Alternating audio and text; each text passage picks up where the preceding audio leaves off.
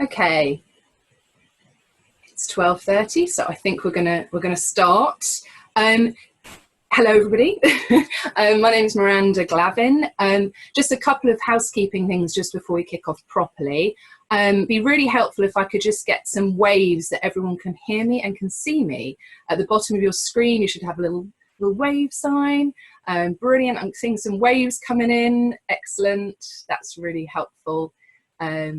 Those of you who are not waving, hopefully you will wave soon. Yeah, there's only a few of you left without a wave. So I'm assuming most of you are able to hear and see me, which is a good start. One other thing just to alert you to at the moment. Oh, someone's asked me how I mute my machine. All of you are muted, so I can't see you and I can't hear you. So don't worry, I'm not in your living room with you. What I would like you to do is, as I go through how this is going to work, I'm going to talk you through some things to start off with, and then at the end I'll be answering any questions. So you can all hopefully see you have a little Q&A box at the bottom of your screen. Any questions you have, please put them in there, and I will either answer as we go through or I'll answer at the end of the session. So yeah, any sort of key questions that you've already got in your mind or that come up as I go through the talk, please put them in there. I will stay on for a little bit at the end, and if you want to ask any other questions, you can use the chat box and we can talk directly, or there are a few other ways you can get hold of me, so I'll talk you through those shortly. Okay, we've got quite a gang of us now, so I think I'm gonna kick off. Any problems during, just let me know, just drop it in the Q&A and I'll make sure I answer that properly. I'm just checking something else that I wanted to say. So yeah, this is the first of our 4 webinars we're doing this week. This one is aimed at year 11s or parents and carers of students in year 11. Tomorrow we've got year 12, Thursday year 13 and Friday year 10. So there will be some overlap in some of the topics that we touch on, but each year group has obviously got a different focus. So that's why we've kind of split it into these 4. They will be available afterwards, all of these webinars on our website. So if you know anyone who's missed it today, do let them know that they can check it later on. But obviously this is the only time it's going to be live. We will hopefully do some more later on in the year, but we'll see how this one goes. Okay, so I'm just going to share my screen with you guys, and hopefully you can still see me as well as the screen. So year 11, preparing for next steps. Not sure it's working. Yeah, we go. I've already told you my name, but it's also probably useful to know that I'm a careers advisor. I run a careers guidance and education company based in Brighton. We work with a lot of local schools and colleges in the city, but also panning across Sussex. I've been doing this for over 10 years, so I hopefully know my stuff. I may well have met some of you in school before, but we're going to send you through a few polls as we're going through this, because I'm interested to see where you're all coming from, if you're local or if you're a bit further afield, and also a few other questions just to kind of gauge how you guys are feeling, really. Those of you who maybe don't know very much about Get Career Confident, this is a project that I run along with Sussex Learning Network. And Get Career Confident is a project that is sort of started in 13 schools. So we have sort of specific work we're doing in those schools, but it's also broadened out across the county. So one of the things we offer are careers interviews. You can book those online, which is obviously a fantastic offer to be able to provide. All of the hyperlinks in this PowerPoint I'm talking through are clickable on, and they will be this will be on our website later today or tomorrow morning. So if you want to go back to it and see where I'm talking about, you can click on it there. I'm not going to go through every single link, we'll be here all day. Careers education resources, we have tons of videos mainly, because we find that helps with learning, especially for younger people. So anything from exploring different careers available in the region, but also how-to videos, things like how to choose where to study, how to do the personal statement, what about apprenticeship, all those kind of things relevant to careers. We have a dedicated parent and carer page on Facebook. Please follow us there because we update that every single day. And lastly, we have our webinars going on over the next 3 days. So if you've got students in the other year groups, then please join us again, because there'll be probably other information that you'll be able to get from that. I'm just going to quickly stop sharing for a second just to check there's nothing that's come up. And we've just got a few people waving. Hopefully that means you can see and hear me, which would be good. Okay, so in terms of what we're going to cover today, Year 11, wow, it's been a bit of a crazy ride. I'm sure you'll agree. There's a lot of things happening. There's a lot of things changing regularly. I obviously will do my best to cover as much as I possibly can, but there might be things that I don't cover, in which case please ask, and if I can, I will answer. If I can't answer immediately, I'll find out for you and let you know. The fact that there's quite a lot of you here on this beautiful, glorious day tells me that some of you are probably feeling a little bit uncertain and anxious about the future, which I think we all are. And that actually is a good place to start, really. So just some general tips. Absolutely paramount, more than anything else, is the mental health of your child and yourself.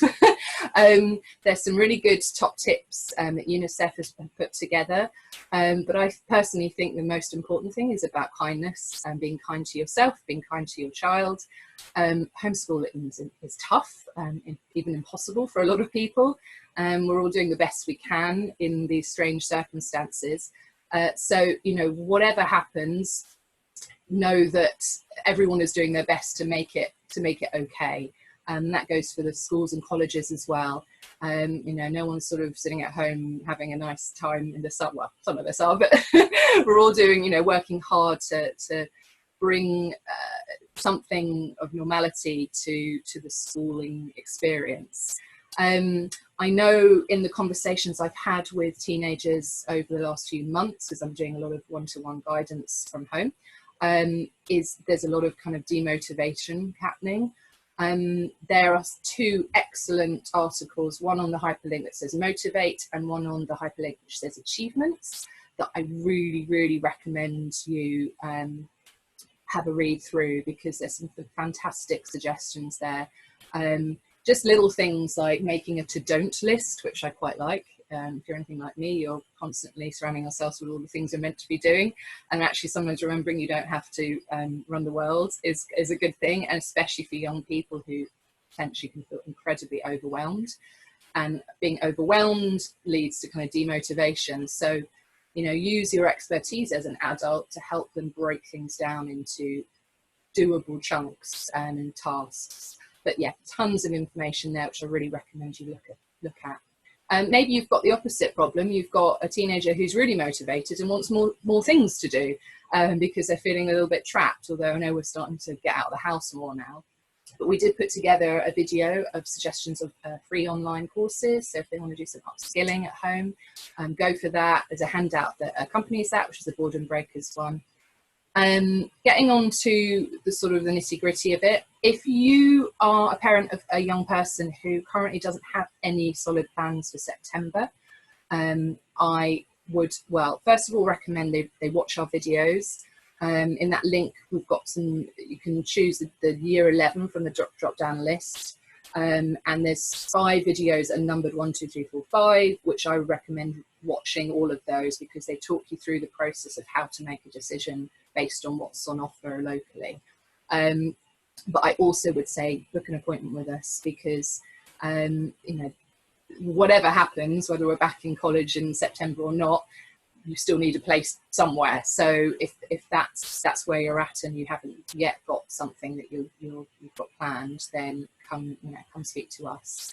There is a student version of this webinar, of this presentation, that students can have a read through. Like I said, follow us on Facebook for parents, or on Instagram for students, and book an interview. So just some top tips in general there. Right, those of you who are hopefully going to college, have got your place, or at least think you've got your place. My first point is, have you received a confirmation letter or email from the college? If you have, make sure you respond to it, because I have known students to think, oh, I've got the email, you know, it's all fine. And actually they didn't then respond, so they lose their place. So make sure you have, you know, sorted all of those kind of nitty gritty bits out, because that would be really, you know, a silly mistake to lose out. If you haven't heard from them, then contact them to check where your application is. I know some of you ended up, some year 11s ended up not having an interview face to face, so you might have had like a virtual one, but you might have fallen through the cracks potentially. So just make sure that you've got the college you think you're going to is where you're going. Make sure their schoolwork is done. I know this is really hard, especially for year 11s, because, you know, most of how they've decided to measure a child's sort of ability, or where they've got to with their course, was based on everything up to when we went into lockdown. So I know it's quite hard to then encourage your child to carry on working, but I would say specifically, or even more importantly, for those students who are thinking about continuing with the subject into A level, for example, if they haven't really touched it since March, and then they're not going to start again until September, there are some subjects where that's going to be really hard. There's going to be a big old gap. So, you know, sciences, I'm thinking of particularly maths, try and keep them engaged with their chosen subject. There's some great stuff on Student Room. I haven't actually put it on here, but I'll add a link to it, of sort of different subjects and kind of material that they can be looking at. The college may also send some pre-college work for them to do, so encourage them to do that as well. And then just some basics, sensible email address, for example. Not many 15-year-olds have one of those, so encourage them to get one. See if you can get a travel bursary from the college. Some of you may be entitled to that. And there might be specific equipment you need. For example, some art courses, you need particular materials. Have you got an NUS card? Really worthwhile, get lots of discounts. And finally, set up a bank account. So just some sort of basic things to make sure you can do all of those from home, and they're worth getting sorted now, so they're all ready for the September kickoff. Okay, results day. Okay, if your child gets the results they were expecting, excellent. That's what we're hoping for. At the moment, it's not clear if schools will definitely be open on results day. I have heard from a few colleges that they will be, but it's not, there isn't sort of blanket, they're all going to be open or not at this point that I know of. So you'll need to keep, we will be putting it up on our Facebook page, so another reason to watch it, but as soon as we know anything, we'll be letting parents know. But there is a possibility that you might be at home, in which case, if they get the results, great, all fine. If they don't get the results, if you're in school, it's a little bit easier. Hopefully there'll be a careers advisor there, there'll be staff to support you. But if you are at home and your child was planning on doing a level 3 course, and level 3 is either A levels or a BTEC level 3. BTECs are a bit confusing because you can do them at level 2 as well. But if you were planning on doing a level 3 BTEC, child was, generally you need at least 5 subjects, sometimes 6 at minimum grades 4 or 5 and above. And some colleges actually want higher grades if you're doing certain subjects. So if they've not achieved that, I really would recommend you call the college immediately. They might still be able to put them on the same course. For example, if you were thinking of doing, let's say, English, French and art, and you did really well in those 3 subjects and you did okay in a couple more, but you failed maths, you probably still will be able to get onto your A-level course with retaking maths at the same time.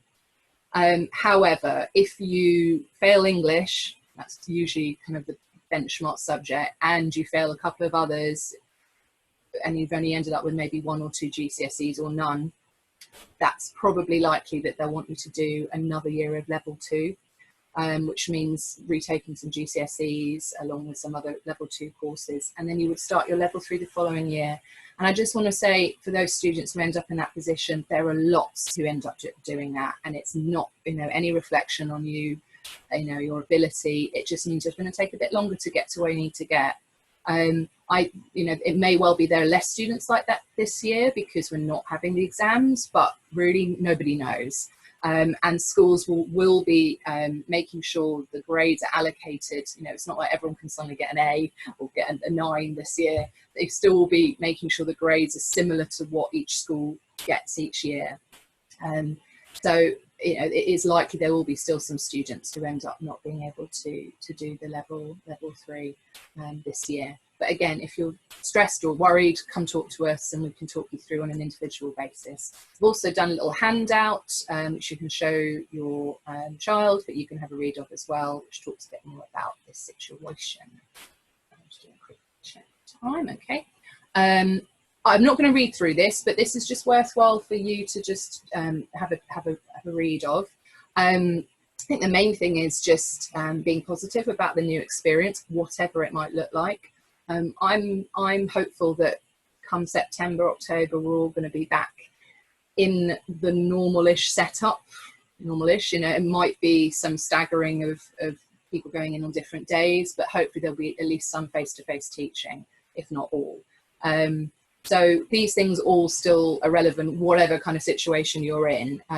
So have a read through those when it's on the website. Okay. Apprenticeships. In the best of times, apprenticeships require a young person to be very motivated, to work hard at applying for them, and that means being well prepared and also making a good application, and also finding an apprenticeship that is in an area that they are interested by. We are not in a normal situation. I checked the apprenticeships available in Brighton and Hove last night. Usually I would expect 100 or more to be available in the local area. There were 14. So that's just demonstrating that the availability at the moment has really tanked, and it's to be expected. You know, companies are not hiring in the same way, and realistically they probably won't be massively improving that hiring for a while. Now that sounds all a bit pessimistic, but I just want you to be aware that every year I have at least quite, a lot of students say, oh, I'm just going to get an apprenticeship. It'll be easy now. I'll be fine. And parents often think possibly the same. And I just want to say, whatever you do, make sure you have college as backup, because what you don't want is not to have college as backup, not be able to find an apprenticeship, and your child to basically end up being what we call a NEET, which is not an education, employment or training, because at the moment that's a really slippery slope because of the lack of the labour markets. You know, it's going to be stalling for some time, and if they're not in doing anything, they're not going to be able to be doing very much outside of an apprenticeship or college, and that kind of general feeling of not having a focus is really detrimental to everybody's growth, but particularly people at age 16. So yeah, make sure you've got college as a backup. Saying that, if your child is really interested in apprenticeships, we have a video giving an overview, a couple of local apprenticeships as an example, so you can watch those. The guide, the download guide number 3, is really thorough. If you cover that, you will make an excellent application. But again, you can book an appointment to speak to us and we can support you with any applications of apprenticeships you do find. We have videos on how to choose an apprenticeship and also on how to find one. So that might be a good one to be looking at. I've already touched on the backup. And yeah, when they start apprenticeships, think positive. Apprentices also get a discount card like the NUS Card, so it's worth making sure you apply for that as well. So hopefully that's given you a bit of a whistle-stop tour. If you want more, please let us know. I should have said actually at the beginning, we are doing a little feedback form at the end of this, so please let me know if there's anything specifically you want me to cover in more detail. because I can do more of these webinars. You know, this is the first one for parents and carers, so it's gauging what you know and what you don't know. And, you know, it's helpful for me to know what I need to focus on more, say less about or more about. I'm just going to stop sharing this and just go back to, okay, so where are we up to? We've got, okay, at the moment I have only got, I've got some hellos, which is nice. Who's got questions? I don't have any in my box at the moment. So now is a good time if you've got things you want to be asking about, either things I've said already or new things you're thinking, you know, that's just come up and you're really unsure what I meant, or you're worried about anything. I'm going to double check that there's no problems with the... I don't think there is. Hi, okay. Okay, so they're coming in now. Can my child apply for an apprenticeship and A-levels at the same time? Okay, good question. Short answer, no. So an apprenticeship is a full-time job. So you're working for an employer, and alongside that you are training to learn how to do the job that you're doing. So there is no time, for one thing, to be then also doing another course at the same time. And also it's all about the focus of developing the skills towards working in that particular industry and in that particular role.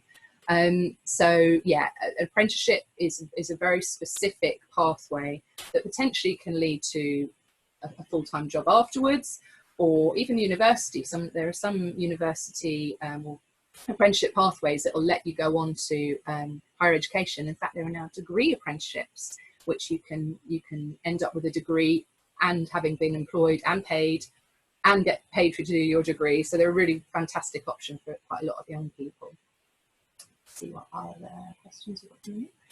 Ooh, so is 4 A-levels too much? 3 is a normal college. That's a very good question. I would say if your child has aspirations to go to a really, really top university, so I'm talking Oxford, Cambridge, Oxbridge, I would say if they can, try and do 4, because they will be competing with young people who will be doing 4.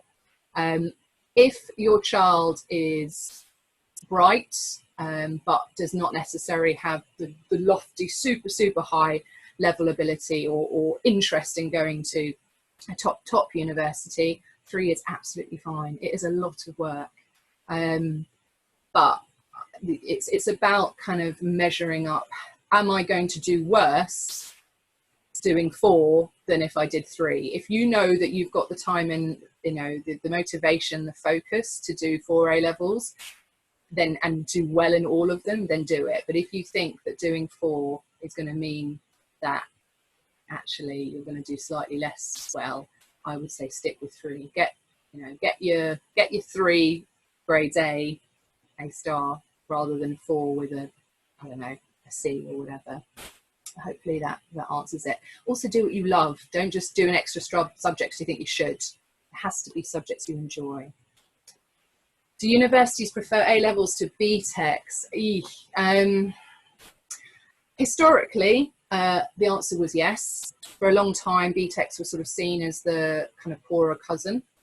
I think that's really changed. I work in one of the schools I work in, everyone really pretty much does BTECs, and we have got students into some top universities, Durham, for example, with, you know, unconditional places. So it really depends what you want to do. If you are interested in science or kind of, you know, specific, very academic kind of pathways, then I would say choose A-levels.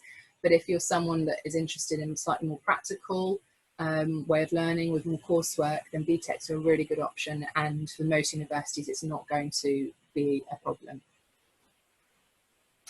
There are 3 options on NUS Card. Is it best to pay for it or just get the free one? Oh, that is a good question that I don't know the answer to. Oh, no. I think free is always best. It depends what you want from it, I guess. I haven't got it up to check the 3 options, but thank you for letting me know, because I will look at those.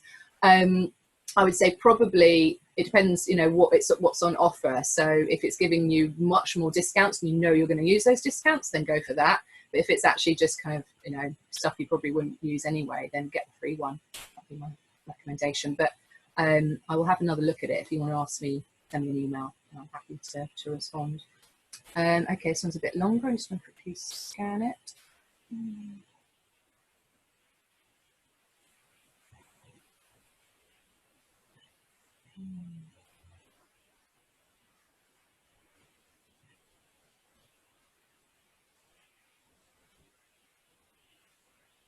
Right. Oh, that is a really tricky one, and it's quite a long one. The anonymous person who sent about the 3 A levels, whether to do all the work, I think it kind of ties in back with my point, which is don't overwork yourself. Focus on what you're really interested in.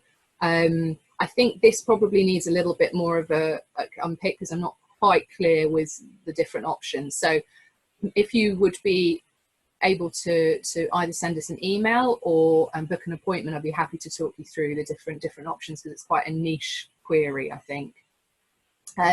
Does it matter if I want to change one of my course options? Oh, I'm guessing this is a young person. Hello, young person.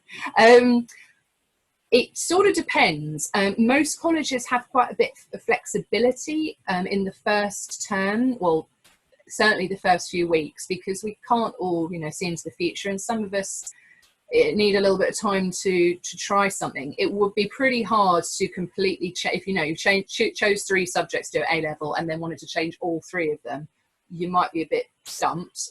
It's partly based on how, you know, if it's a big enough college, there might be other classes that don't clash, but it slightly depends on factors such as timetabling.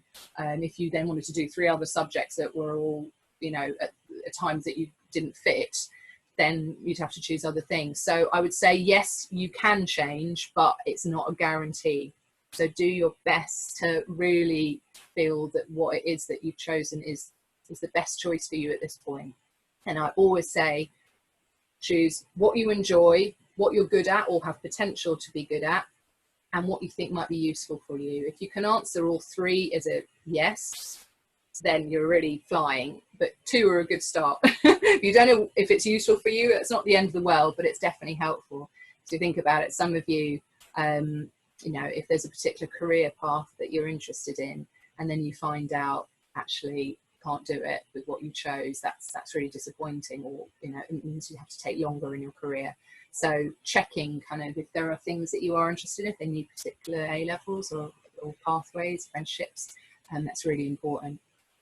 We've got a couple more minutes before we're going to close. I want to do law as a career with a non-law degree first. Do you need to do traditional subjects at A level?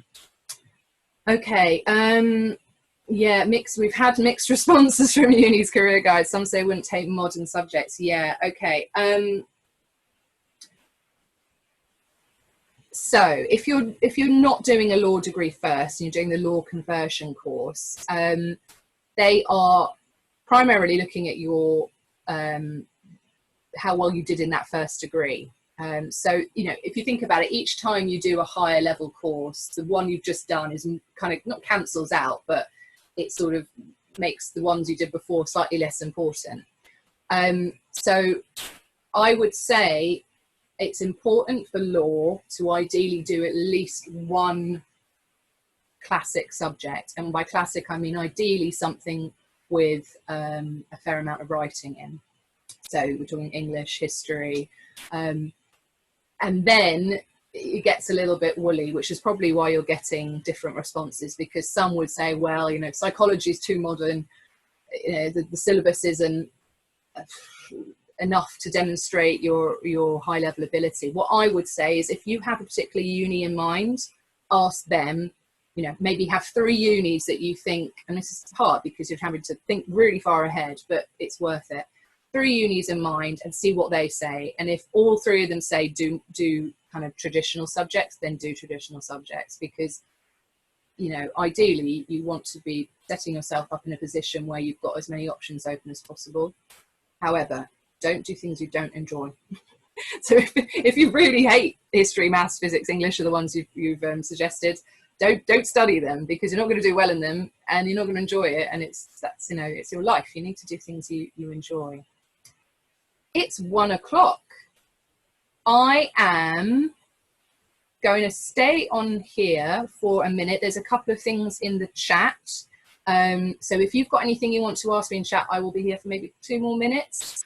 If I don't get to you, I'm sorry, but email me. My email address is on the PowerPoint, which, like I said, will be on the website.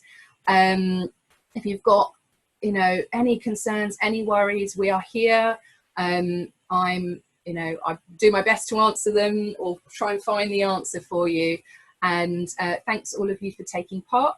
Hopefully this is helpful. You'll get a little feedback form at the end that's really valuable for us. So do try and fill that in.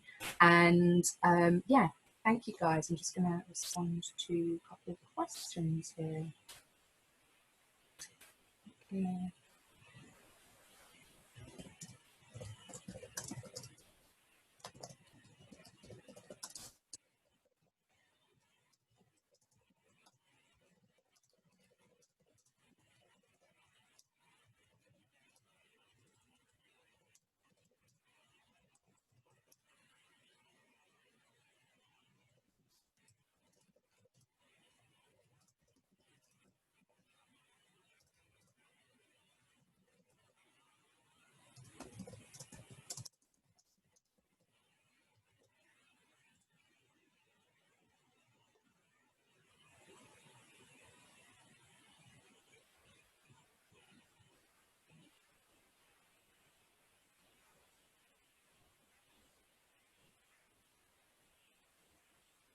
Okay. All right, guys, I'm going to end it now unless anyone's got anything else they want to add. Thanks, everyone.